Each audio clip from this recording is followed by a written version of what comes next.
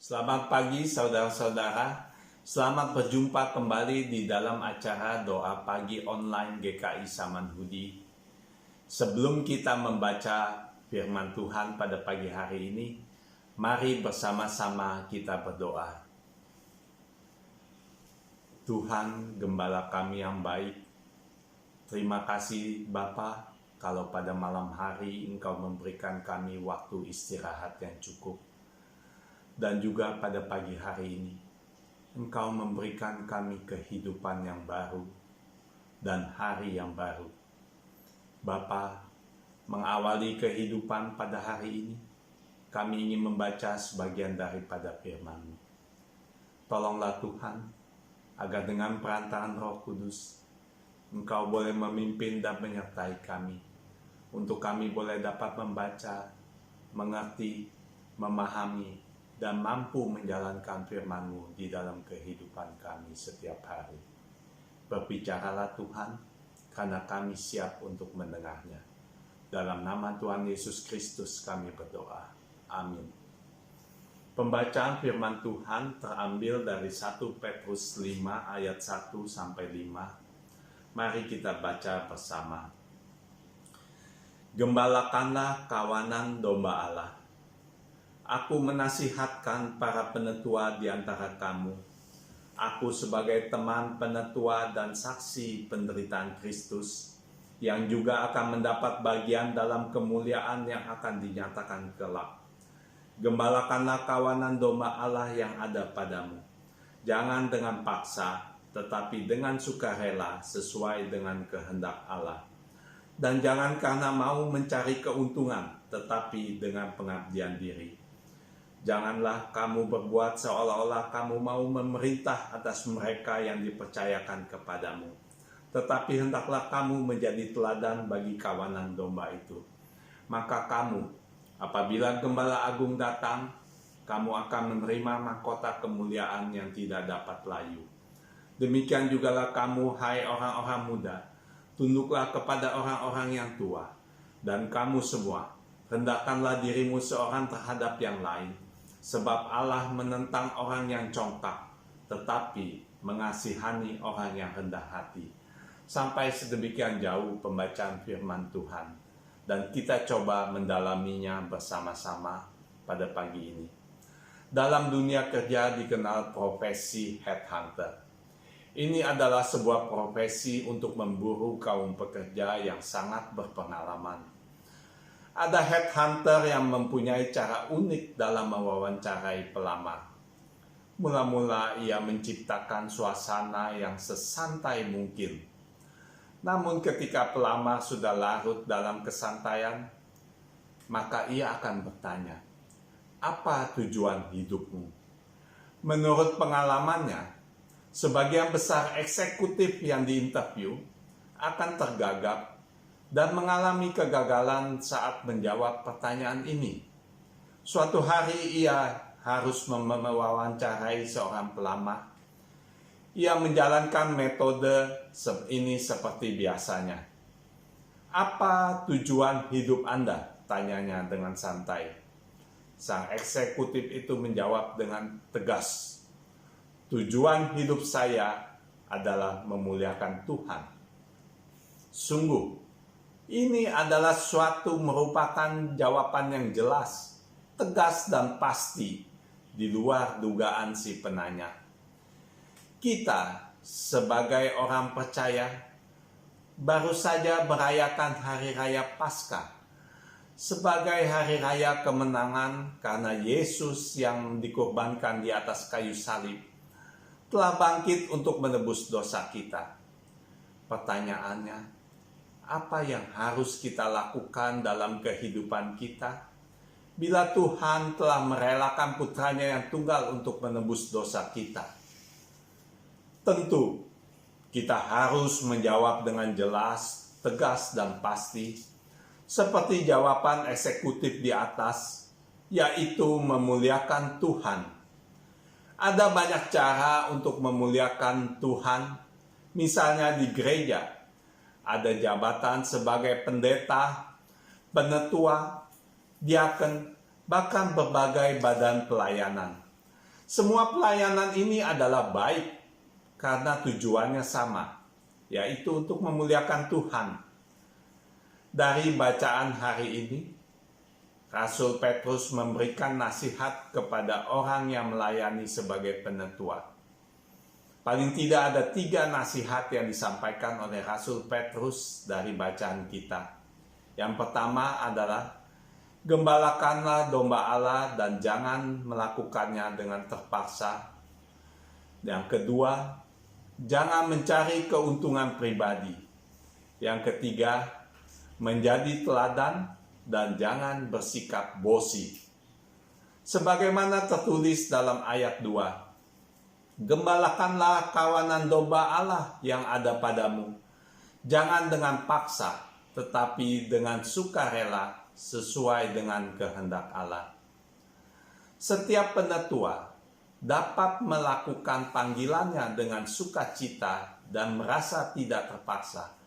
Bila calon penetua mengimani bahwa mulai dari awal proses pemanggilan sampai yang bersangkutan merespon panggilan itu untuk menerima jabatan sebagai penetua, semuanya terjadi karena kehendak Tuhan dan dalam pimpinan Roh Kudus, agar kita sebagai orang yang ditebus boleh memuliakan Tuhan dengan terpilih menjadi penetua dan melayaninya. Maka apabila kita mengimani semuanya itu, kita meyakini bahwa dengan terpilihnya kita sebagai penetua, itu adalah atas kehendak Tuhan. Dan bila hal ini yang menjadi dasar dalam melayani, maka semua tugas pelayanan akan kita jalankan dengan penuh rasa sukacita, tanpa rasa terpaksa atau terbeban yang akan memberikan rasa berat saat menjalankannya. Pesan kedua dari Rasul Petrus, dan jangan karena mau mencari keuntungan, tetapi dengan pengabdian diri. Sebagai hamba atau pelayanan yang berarti kita mengabdi sepenuhnya kepada Allah. Kita mengabdi berarti kehidupan kita serahkan sepenuhnya kepada Tuhan. Mengabdi berarti dalam kehidupan kita, baik pikiran, perkataan, dan perbuatan harus berdasarkan apa yang menjadi kehendak tuannya, yaitu Tuhan. Sebagai seorang hamba harus melayani dengan tulus dan rela, serta tidak berhitungan, karena melakukan pekerjaan sebagai penetua sebenarnya merupakan manifestasi kita untuk mengungkapkan rasa syukur atas keselamatan yang telah kita terima melalui pengorbanan Yesus Kristus di kayu salib.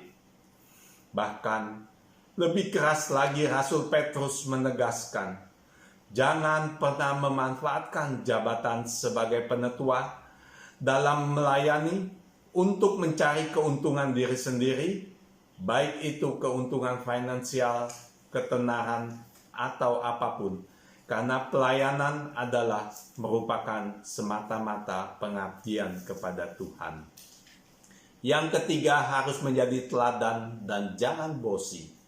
Dalam ayat 3, Rasul Petrus menasihatkan, janganlah kamu berbuat seolah-olah kamu mau memerintah atas mereka yang dipercayakan kepadamu. Tetapi hendaklah kamu menjadi teladan bagi kawanan domba itu. Sebagai seorang penetua yang dalam jabatannya adalah sebagai pelayan Allah, tetapi di saat yang sama, pelayan itu diberikan kuasa untuk mengembalakan umat sebagai domba Allah. Kuasa yang diberikan bukan kuasa yang dapat digunakan sewenang-wenang, yang dapat mendatangkan hal-hal yang buruk, seperti kekerasan, amarah, kebencian, pertengkaran, kepahitan, kesakitan, bahkan sampai pada perpecahan jemaat. Kuasa yang diberikan adalah kuasa yang penuh hikmat dari Tuhan, yang berdasarkan kasih, yang dapat memberikan teladan kepada setiap orang, dan apabila dijalankan dengan benar oleh penetua, maka akan terasa buah-buah pelayanan itu, dan akan menghasilkan kasih, sukacita, damai, sejahtera, kesabaran, kemurahan, kebaikan, kesetiaan, kelemah lembutan, dan penguasaan diri yang akhirnya akan memfasilitasi umat untuk mengalami perjumpaan dengan Tuhan. Agar penetua dapat menjalankan teladan bagi dombanya dalam menjalani pelayanan, ingatlah selalu akan surat Rasul Paulus kepada jemaat di Kolose. Dalam Kolose 3 ayat 23 sampai 24 tertulis sebagai berikut. Apapun juga yang kamu perbuat, perbuatlah dengan segenap hatimu, seperti untuk Tuhan dan bukan untuk manusia. Kamu tahu, dari Tuhanlah kamu akan menerima bagian yang ditentukan bagimu sebagai upah. Kristus adalah Tuhan, dan kamu adalah hambanya. Ada sebuah syair lagu yang sangat indah untuk mengingatkan bahwa hanya karena anugerah Tuhan kita boleh dipilih sebagai penetua. Yang syairnya sebagai berikut. Bukan karena kebaikanmu, bukan karena fasih lidahmu, bukan karena kelayakanmu, kau dipilih dan dipanggilnya. Bukan karena kelebihanmu, bukan karena baik rupamu, bukan karena kecakapanmu, kau dipanggil, kau dipakainya. Bila engkau dapat, itu adalah karenanya. Bila engkau punya, semua daripadanya.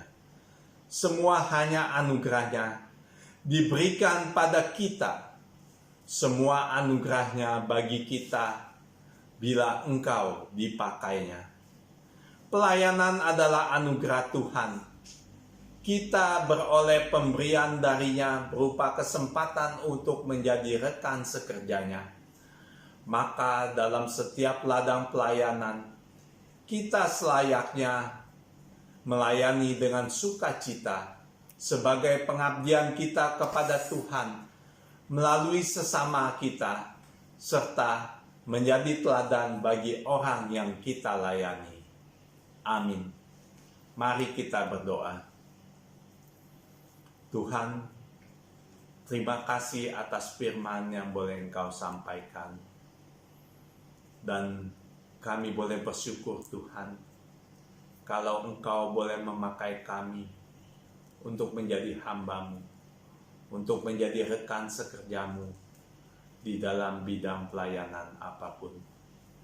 Bapa, sudah selayaknya lah kami bersukacita dan merasa berbahagia di saat Tuhan boleh memilih kami untuk menjadi rekan sekerja-Mu. Pada pagi hari ini, Bapa, kami akan menjalani kehidupan.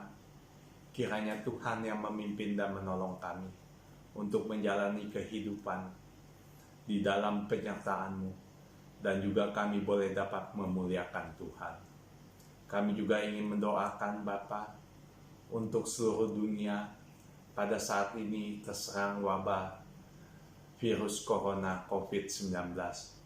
Biarlah Tuhan boleh memberikan pertolongan dengan cara-Mu Tuhan, dan khususnya untuk negara Republik Indonesia.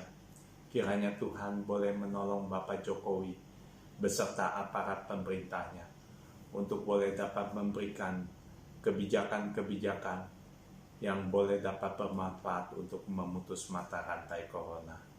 Kami juga berdoa Bapa untuk tenaga medis yang bekerja di rumah sakit, yang berusaha untuk merawat orang-orang yang terpapar virus corona. Kiranya Engkau melindungi mereka Tuhan, membungkus mereka dengan darah-Mu, menjauhkan mereka daripada serangan virus corona. Kami juga mau berdoa Bapa, akibat dampak dari virus corona ini, ada mereka yang kehilangan keluarga yang terkasih, ada yang kehilangan pekerjaan, ada yang membutuhkan pertolongan.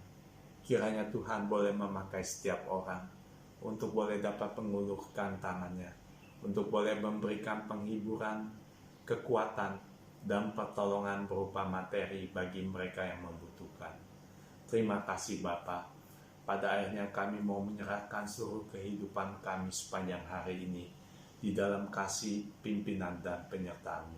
Dalam nama Tuhan Yesus Kristus kami berdoa. Amin. Selamat pagi Bapak Ibu, dan selamat menjalankan aktivitas sepanjang hari ini. Sampai jumpa.